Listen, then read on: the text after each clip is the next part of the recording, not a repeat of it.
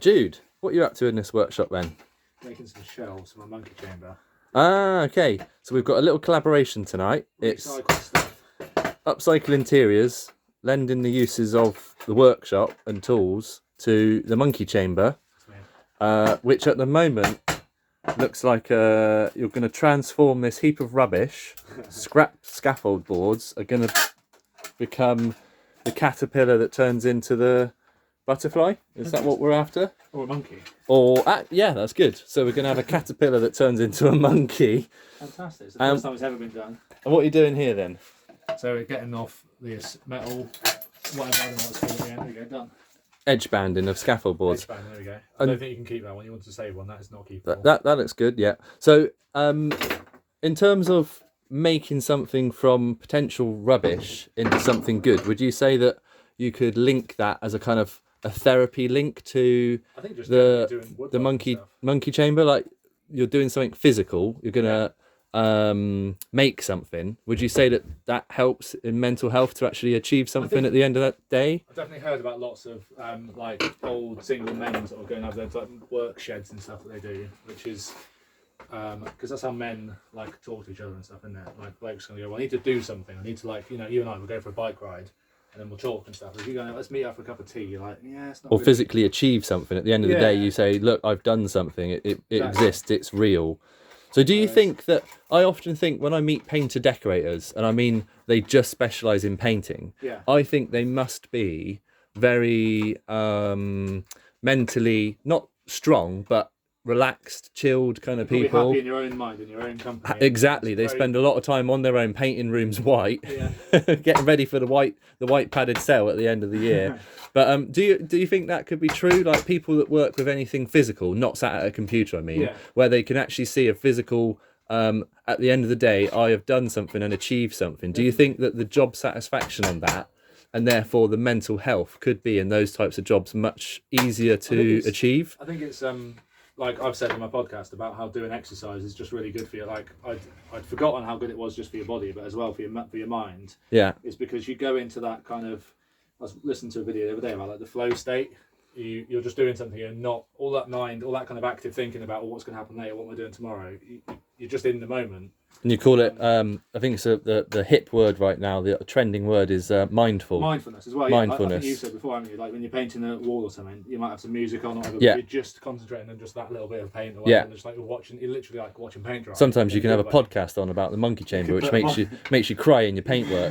You can put your favourite podcast on, you know. And then the customer comes in and goes, "Why are you crying in the corner there?" I'm still going to suggest any podcast, whatever podcast you want on, but you know, if you want to listen to a wellbeing one, then go for it. But yeah, there's definitely a lot in that, and I think, like I say, for men especially, I think the way we kind of ease ourselves into like having these kind of conversations is lots of the time by having a purpose to meet up and do something, and then like the kind of talking about how you're feeling or talking about what you've been up to, whatever, it kind of comes out gradually. Whereas I think women are a lot better at meeting up explicitly to do that. If I said, they just meet up around a coffee and don't actually have a. Do you want to meet up tomorrow and talk about how we're feeling? You'd be like, no. What's going on? What the fuck's going on? Like, it's just weird, isn't it? Whereas, and that's just socialization, you know. Like, it's not anything genetic. I don't think it's just how we work as a species. Sorry, go on. I was just going to say, like you said earlier, about making something rubbish into something good as well. I think there is a nice kind of aspect of that, just in terms of like environmentalism and all that kind of sort of hippie side of stuff.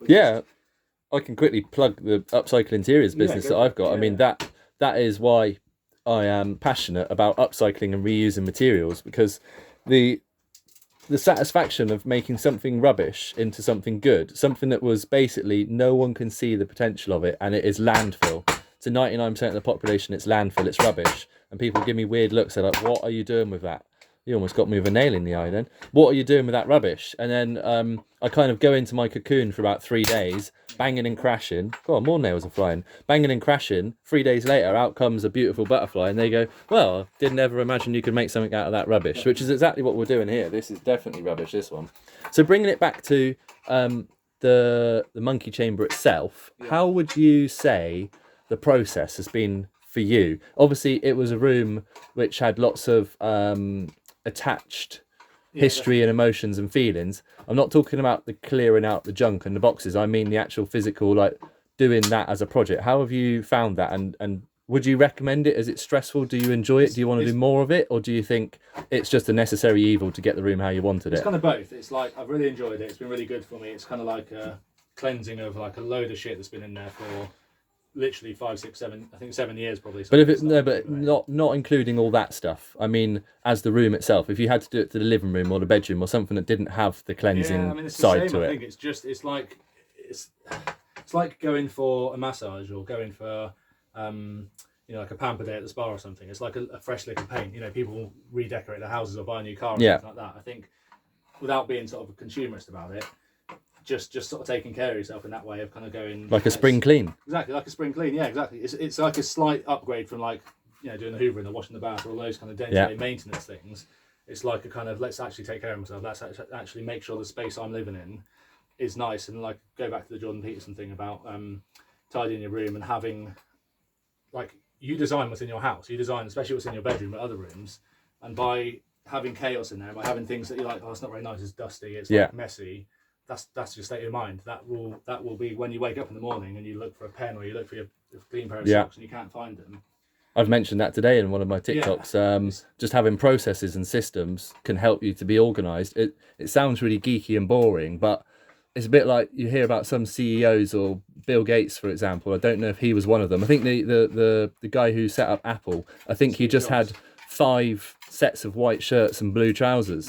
Something that was really boring and plain. Bartlett does it as well. Exactly. He just wears a black shirt every day, a black t-shirt, black jeans, I think, and a cap. Because Monday to Friday, that is his uniform. He doesn't want to confuse his mind with things that aren't important. And Mo Gordat, who does a great podcast called Slow Mo as well, is a millionaire. I think he is. He works for Google and all sorts of big companies.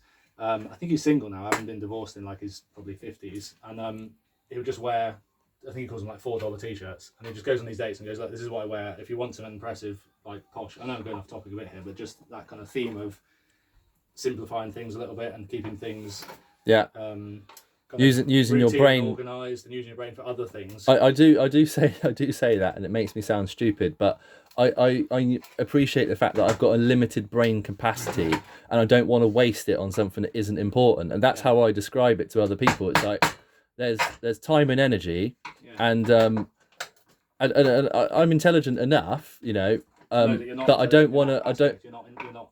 Yeah, it's like I've got like you said, like I think in some of your podcasts, it's like a glass or something that you fill up, and it's like it's mental energy. That's what it is. It's energy. Holding it the whole time. And it's like I don't want to waste that energy thinking about if I go to work and I don't have like the holster pocket style, like tradesman trousers and stuff, and I wear something different, or I dig something out the back of the wardrobe. It's an old jumper that I've had for 20 years, and I'm like, you know what, I might as well carry on using that until it's actually ruined with the work I'm doing, and then I can throw it away.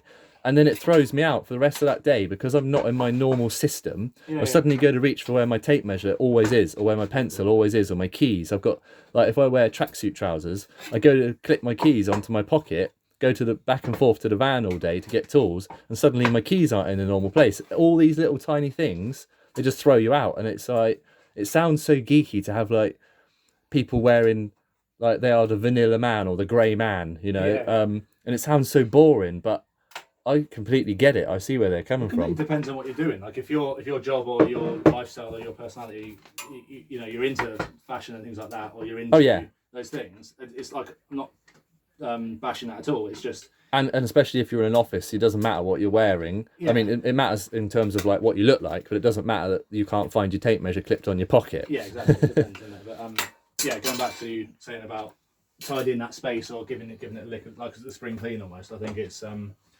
people get entrenched in just kind of that's how my house is and it's just messy or whatever. And I think I've been like that for years, and I've kind of gone. Well, that's like it spreads as well. Like I'm doing that room, but I'm also having to do other rooms at the same time because I need to find somewhere where that stuff goes. I need to kind of go. Well, this cupboard can be used now for the stuff I'm moving out of here, so now I need to do that, and it kind of like spreads and spreads, which has been stressful as well because it now means like you've got to break some eggs to make some omelettes. The rest of the house is in a little bit of a state, which was stressing me out a couple of weeks ago because I was like, well, now the rooms that I work are nice, like my living room where I work and everything was nice and neat, and now it's just got loads of stuff in it. But then you've got the light at the end of the tunnel. You're almost there. I'm getting there with it, and I'm gradually moving stuff. And I put a piece of furniture in the other day, like a Welsh dresser, and moved probably like a third of the stuff back in, and then created a bit of space in those other rooms. And it's kind of, So you'd say that decorating in one room is like a big spring clean, a heavy duty deep clean. And I think, like I say, it kind of has impacts onto other things. I think it kind of helps you organise, it helps you tidy the rest of the room, even if you're picking just that room on its own. It's just, I found for all these kind of projects, it's like know your capacity for it. I think I tend to go, and I think you probably do as well, go like all guns blazing towards a project, and then it's like let other things drop, and it's kind of making sure you kind of you can do that for so long. You can burn the candle at both ends for only so long. So that when I get stuck into a proper renovation, during the renovation I get stressed, but once the renovation's done and the complete property is done up, I then am exhausted afterwards because I've been 100 well, you can't go more than 100%, but I've been 100% on it day and night, finished it, and then I go, right, I'm kind of done for that for this year. Like, I've only got one renovation in me per year. I can't do more than that because it's just too much drain on my system. I think we'll have to leave it there because this is 11 minutes. I hope TikTok will allow an 11-minute video. Mammoth TikTok coming up. But yeah, that's from the Monkey Chamber, Upcycle Interiors. Stay safe.